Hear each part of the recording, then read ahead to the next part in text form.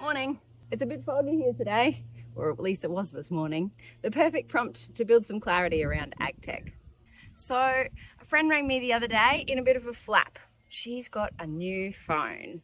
It's technology that saves her time, usually, but the old one wasn't working and the setup and transfer was an absolute nightmare.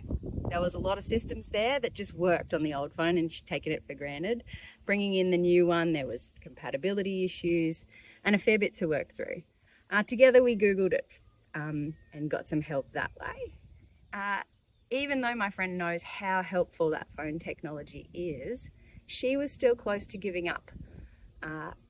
And working it through it together was a great option. Are you the type of person that would read a manual? Or do you prefer to watch help videos? Or talk it through type of a person?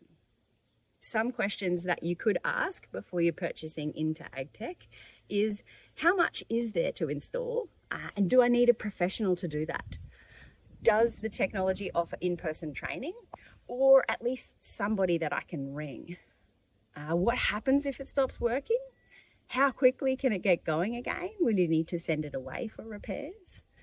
Knowing where to go before it gets frustrating is a really important part of your tech selection journey. AgTech can save a lot of time, but the setup can feel a little bit like getting a new phone. It's only when nothing works that we reach for the manual, usually when we've completely run out of patience. Have a clear support path before that frustration sets in. Reach out to the T&Q Drought Hub if you'd like a chat. My name's Jane.